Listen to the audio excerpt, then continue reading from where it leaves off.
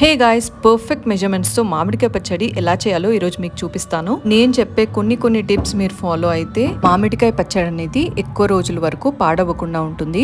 పచ్చడి చేయడం ఈజీనే అయినా కొలతలు మాత్రం కరెక్ట్ గా ఉండాలి. అది చాలా ఇంపార్టెంట్. అప్పుడే మనం చేసిన పచ్చడి ఎక్కువ రోజుల వరకు నిల్వ ఉంటుంది. ఫస్ట్ కాయలన్నిటిని బాగా వాష్ చేసుకుని తడి లేకుండా బాగా తుడుచుకొని పెట్టుకోండి. మామిడికాయలు అనేవి చూస్ చేసుకోవడం కూడా చాలా ఇంపార్టెంట్. అవి మరీ లేతగా ఉండకూడదు, అలానే ముదిరిపోయి పండిపోయి కూడా ఉండకూడదు, మీడియం గా ఉండాలి. పచ్చడి కోసం పెట్టే మామిడికాయలు వేరే ఉంటాయి, అవి మార్కెట్ లో మనకు ఈజీగా దొరికేస్తాయి కూడా.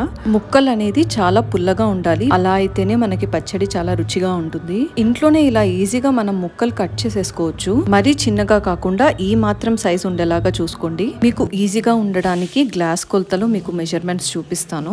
3 గ్లాసెస్ మామిడికాయ ముక్కలకి 1 గ్లాస్ కారం, 3/4 గ్లాస్ సాల్ట్. ఈ పౌడర్ మిక్చర్ ఏంటంటే 1/2 స్పూన్ మెంతులు, 1 స్పూన్ జీలకర్ర, 100 గ్రామ్స్ ఆవాలు తీసుకున్నాను. మెంతులు ఇంకా జీలకర్ర అయితే కొంచెం గోల్డెన్ బ్రౌన్ వచ్చేదాకా ఫ్రై చేయండి. తర్వాత స్టవ్ ఆఫ్ చేసి ఆవాలు అందులో వేయండి. ఆవిడికే కొంచెం ఫ్రై అవుతాయి. ఇదంతా మెత్తగా గ్రైండ్ చేసేసుకోండి. తర్వాత ఇందులోకి 1/2 టేబుల్ స్పూన్ పసుపు కూడా యాడ్ చేయండి. మిక్చర్ అంతా బాగా ఒకసారి కలిపేసుకున్న తర్వాత ఇందులో తిరువాత కోసం ఇందాక తీసుకున్న గ్లాస్ మెజర్మెంట్ తో 1/4 ఆయిల్ వేసుకుని, ఆయిల్ బాగా వేడయ్యాక అందులో ఆవాలు ఇంకా జీలకర్ర వేసుకోండి. ఒక్కటి బాగా గుర్తుంచుకోండి, ఈ ఆయిల్ అంతా కూడా కొంచెం బాగా చల్లారిన తర్వాతనే ఈ కారంలో మిక్స్ చేసుకోవాలి, లేదంటే పచ్చడి కొంచెం డార్క్ షేడ్ లో వచ్చి నల్లగా కనిపిస్తుంది. ఫస్ట్ అయితే ఈ కారం అంతటిలో ఆయిల్ వేసుకొని మిక్స్ చేసుకోవాలి, తర్వాతనే ముక్కలు వేసుకోండి. అప్పుడు బాగా కలుస్తుంది మొత్తం కూడా. ఇక్కడ అలవాటు ఉన్న వాళ్ళైతే చేత్తోనే బాగా కలిపేసుకోవచ్చు, లేదంటే గ్లౌస్ యూస్ చేయండి. ఇదంతా ఒక గిన్నెలో ట్రాన్స్ఫర్ చేసుకొని ఒక 3 డేస్ వరకు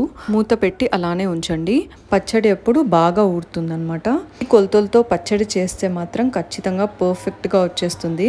3 డేస్ తర్వాత తిరిగి చూస్తే పచ్చడి ఇలా బాగా ఊరిపోయింది, ఆయిల్ కూడా పైకి తేలింది చూడండి. వీడియో నచ్చితే తప్పకుండా లైక్, షేర్ చేయండి. నా వీడియో ఫస్ట్ టైం మీరు చూస్తున్నట్టయితే ఖచ్చితంగా సబ్స్క్రైబ్ కూడా చేసేసుకోండి. బాయ్.